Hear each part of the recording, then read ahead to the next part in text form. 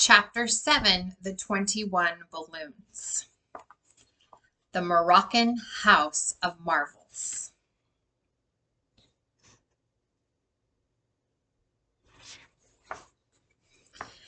On our way to Mr. M's house, I asked Mr. F what the citizens of Krakatoa did with all of their spare time. You have told me that only families with creative interests were chosen by Mr. M to come here. You said that people with inventive minds were selected because they would be less apt to be bored on a small island such as this. Well, I asked, how is it working out? You have 19 days out of each of your months in which, according to your constitution, you have no work to do. Are you bored, or have you interests here to keep you busy? We are kept busy here in much the same manner as people are kept busy in any other country, except, of course, that the diamond mines which we own place our living on a slightly higher standard. Keeping busy in other countries is usually interpreted as earning a living. Earning a living means it is, in its simplest form, providing food and shelter. We have devoted our combined creative abilities to making our shelters as magnificent as possible. We built the houses which you see now, one at a time. We chose a house for each represented country which we thought was most typically beautiful of that country, and then went ahead and built it. For instance, my house is very much like the famous Trianon. I bought the detailed plans in a little shop in Versailles. We had the stones all cut to order in France and loaded them in our ship and brought them back to Krakatoa. These stones were all numbered and lettered, corresponding to the plans. Building my house was as enjoyable to us as a huge set of toy blocks is to a young child. On subsequent trips, we bought suitable furniture. We all worked together until each house was completed. The builders supervised the actual construction. The painters either selected paintings, made copies of originals, or made paintings of their own for the houses. We handled, furnished, and decorated each house as a hobby, the fabulous hobby of the richest families in the world, which is what we happen to be.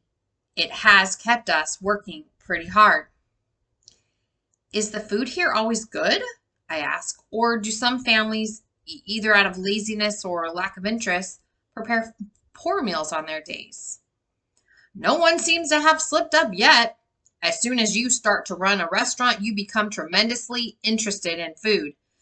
I suppose that is simply pride, which makes one try to make better meals than the other families. You see, on your day, every family comes to your house to eat. I always find on F Day that I am somehow trying to prove that my day is the best. Then there is this to consider. We are all interested in food and look forward to eating.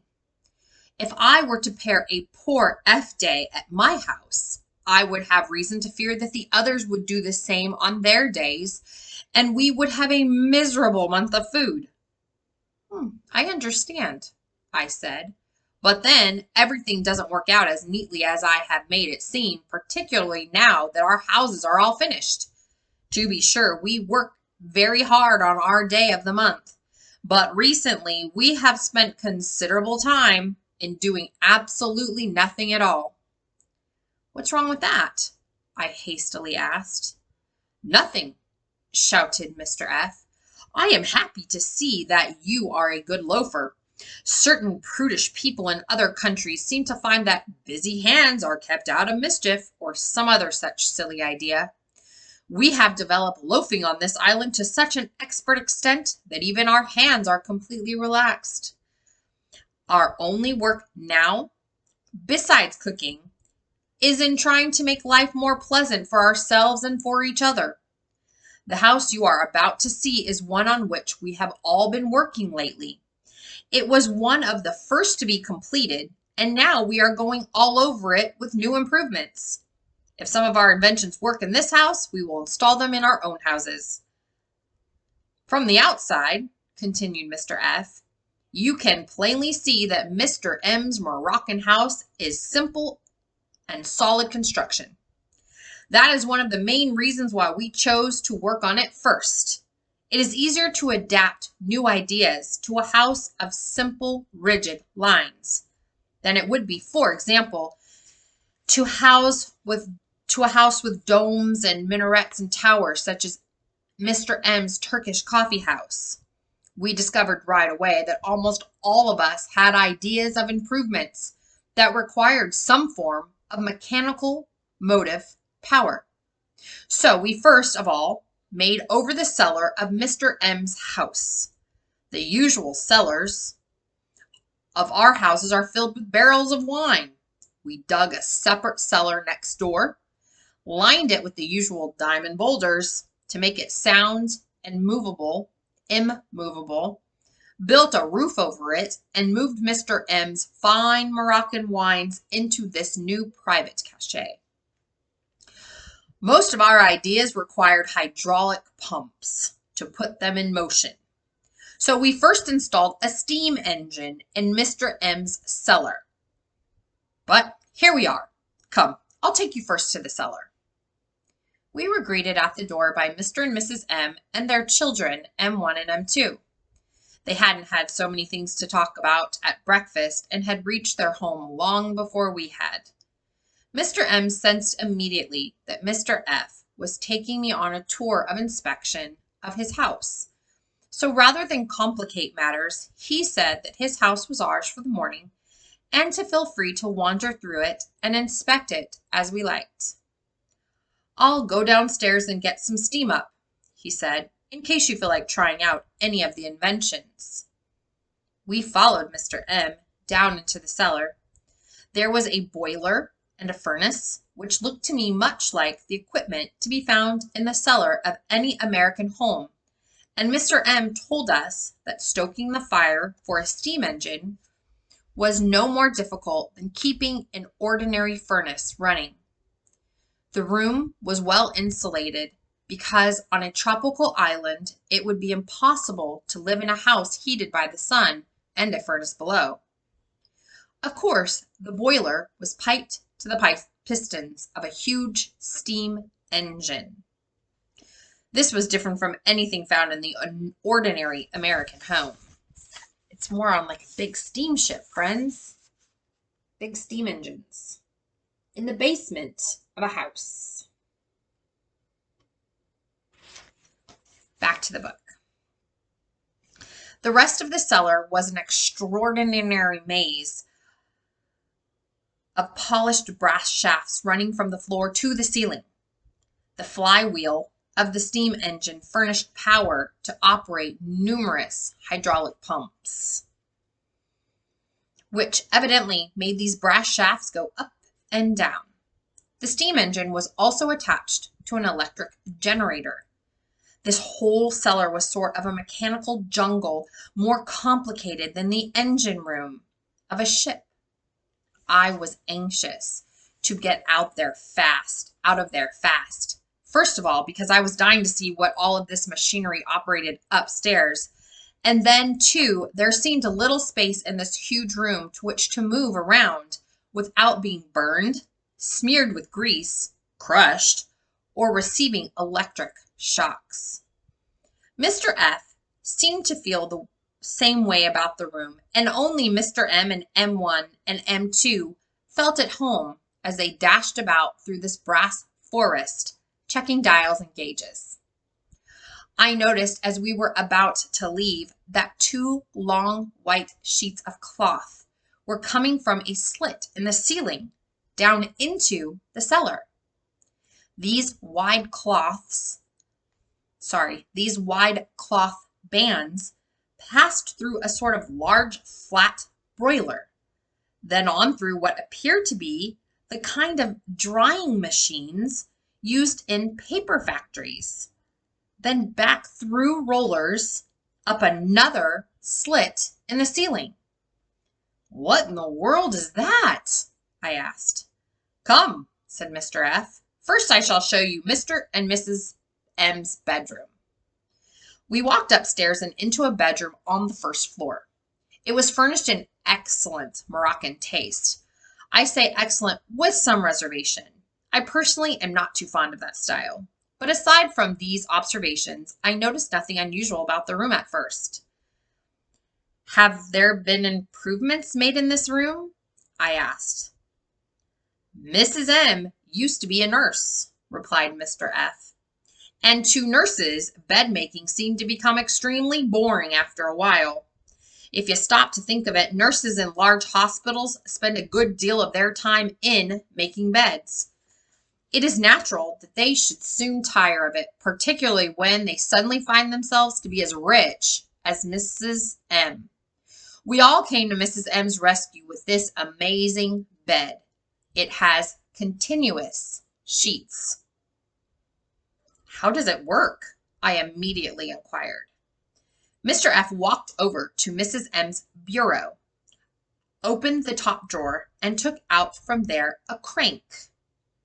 He inserted the crank into a hole in the footboard of the bed and asked me to watch closely. He started to twist the crank, and the sheets started to move across the bed, passing on rollers through a sideboard on through the floor. When I twist this crank, explained Mr. F., the sheets pass through this sideboard, down through the floor, into the cellar. There they pass through a broiler where they are washed, then through a drying machine. They next pass through steam-heated rollers where they are pressed, then come up through the floor, through the other sideboard of the bed on rollers, and back to the top of the bed. This continuous sheet is marked off in bed widths. Every morning, Mrs. M simply turns the crank until a bed width has passed from one side to the other side of her bed. This action starts the washing machines, diverts heat from the furnace to the drying machine, and while one length of sheet is being pressed fresh, widths of hot white sheets are revealed on her bed. An automatic sheet washer and maker. Wow. So they roll the sheet down into the floor, where then it's going through the cellar to be washed and dried and pressed, ironed to come back up. Back to the book. Incredible, I exclaimed. But what about blankets? Huh, man, said Mr. F. We never use blankets here. We're just a few miles below the equator. Oh, that's right, I said. Have you made inventions for every room in this house? We have. Each family originally chose a room to work on, although several families have worked on some rooms. We were all interested in the dining room. I'll show that to you next. You see, there are many problems attached to feeding 80 people, even if it's only once a month. There are 4 members to each family, and the children help a lot. But even so, you can well imagine that the problems of preparing an elaborate breakfast, clearing that off, and preparing a lunch, getting that out of the way, and getting dinner ready are big and tiresome. What do you think of this dining room? He asked. I looked at the room we had just entered. It was enormous, but absolutely bare. The floor was highly polished and had sort of a design of discs on it. One large disc surrounded by 4 smaller ones. This design was repeated 20 times on the floor. The walls had pictures hanging on them, scenes of charging Arabs on horseback, and portraits of marabout sultans and viziers. It looks like a Moroccan ballroom of some sort, I answered. Where are the chairs and tables? Exactly, said Mr. F. It's easy to clean, Professor Sherman? No tables to sweep under, no chairs to get in your way? Perfect, I answered, but what do you eat on? At this, a wild look came over Mr. F's face. "Watch this," he said. He walked out in the hall and pulled a great lever. He came back to my side and took me over to the far corner of the room. "Look at the floor," he said. I looked.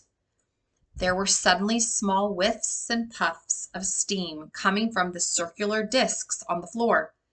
Then these discs started to rise slowly, like some nightmarish garden of mushrooms, and soon each group of discs was up out of the floor and forming little groups of 4 flat stools around little round tables.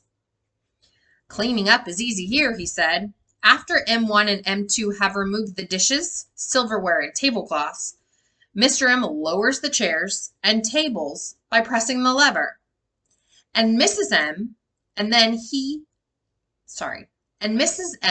then wash the floor. Chairs, tables, and floors are all taken care of for the month in one motion."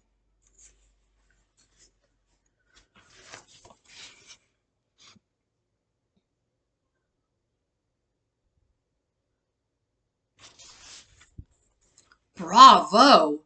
What goes on in the other rooms of this Moroccan house of marvels?" "The living room isn't by any means perfected," he said, "but I'll show it to you if you want to see it." "Lead on."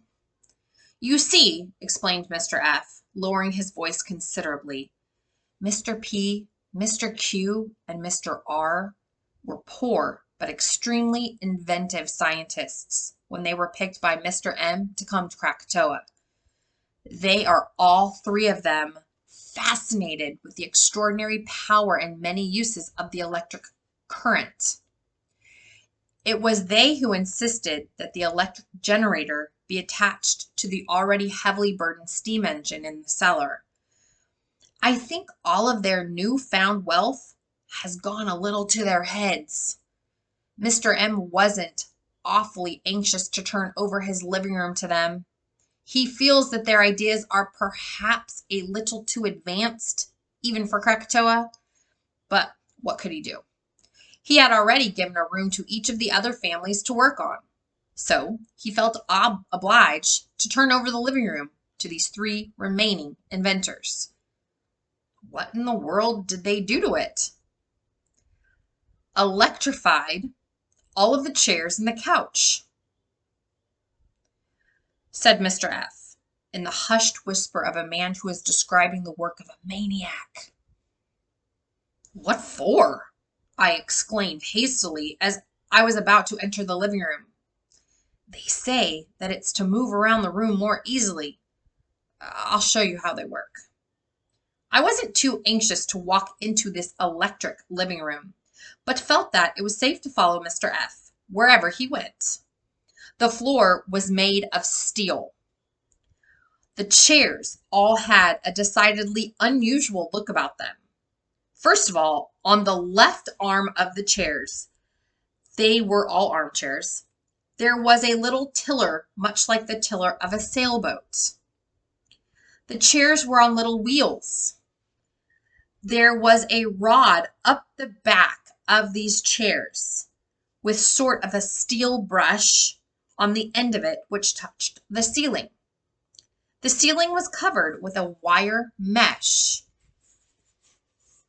The scientists who improved this room say that man spends too much effort moving his chair around the room or walking from his chair to the window, bookcase, or table to get his pipe and so forth.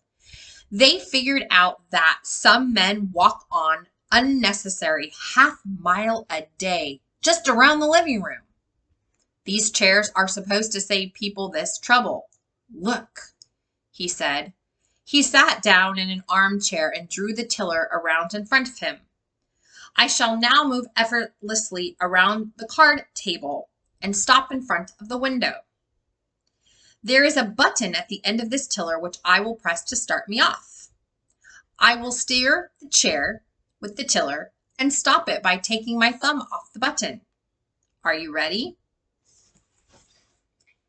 Can you imagine not having to get up to turn off the lights or turn on the lights or get the door? You could just move your chair like a little go-kart. That's what this invention is doing. Back to the book. Go ahead, I said, backing into a corner. Mr. F pushed the button in the tip of the tiller. The chair shot around the table at breakneck speed, stopped in front of the window with such suddenness that Mr. F was plunged head first out of the chair, out through the open window. A shower of blue sparks followed the trail of the chair as the brush rubbed on the mesh ceiling. There, said Mr. F, climbing back through the window, out of breath, with a most distressed look on his face. You can see that this is hardly what one might call an improvement in living rooms.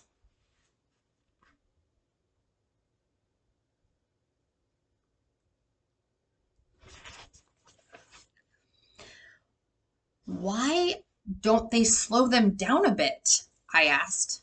The scientists who designed these infernal machines insist that they could slow them down, but Mr. and Mrs. M have had so many sad experiences, such as shocks and bumps in the room, they refuse to have electric chairs of any sort.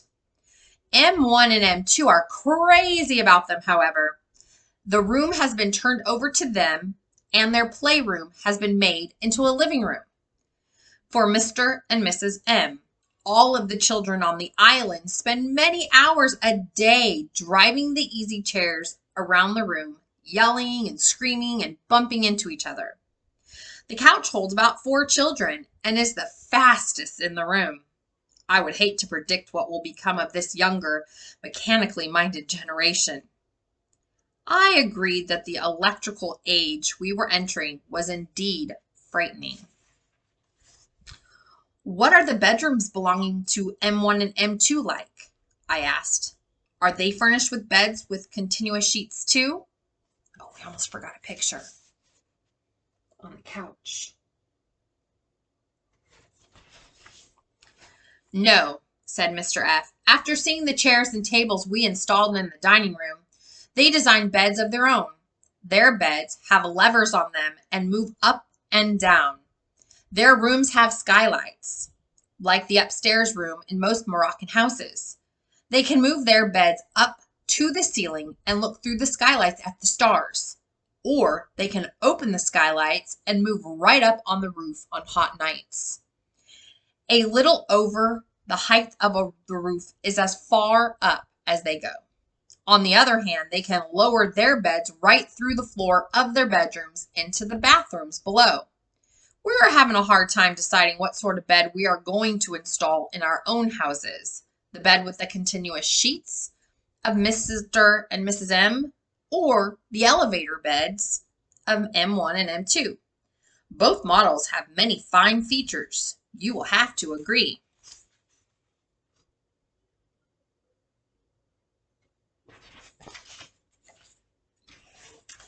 The other rooms in the house have improvements too, such as walls divided into decorating revolving panels, which permit a complete change of decor at the press of a button. Kitchens with dishwashing and drying machines. The whole house has every imaginable convenience, we believe. I have shown you all of its most spectacular aspects. It leaves me speechless, I muttered. But then, as I started thinking it all over, I suddenly exclaimed in a very loud voice, I'm a balloonist.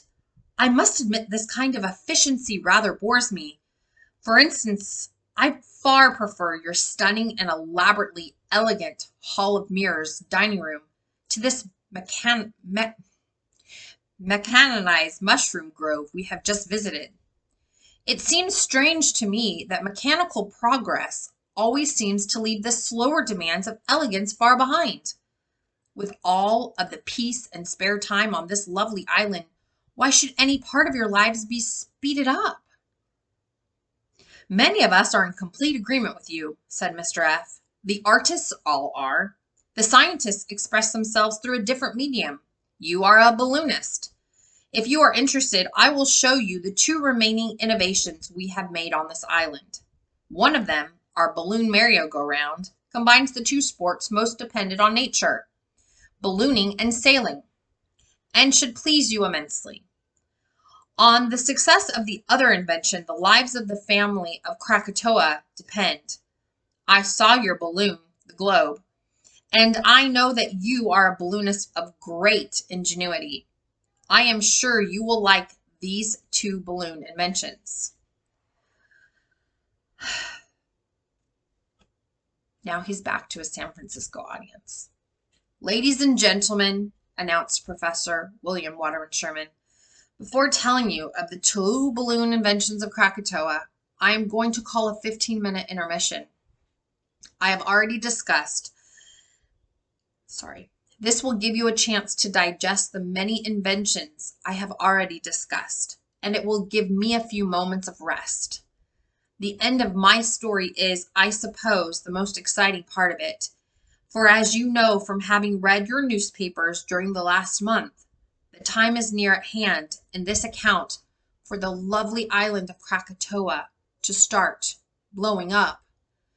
Thank you very much for having been such an excellent audience up to this time.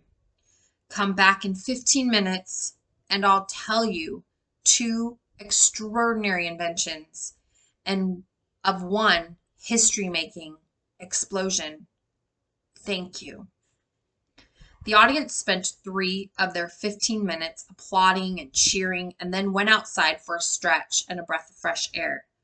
Professor Sherman poured himself a glass of water, drank it, stretched out on his bed looking up at the ceiling, and prepared to spend a most comfortable and relaxed intermission. This is chapter 7, the 21 balloons, where Professor Sherman has ended in an intermission for his audience that he is telling at the Explorers Club in San Francisco.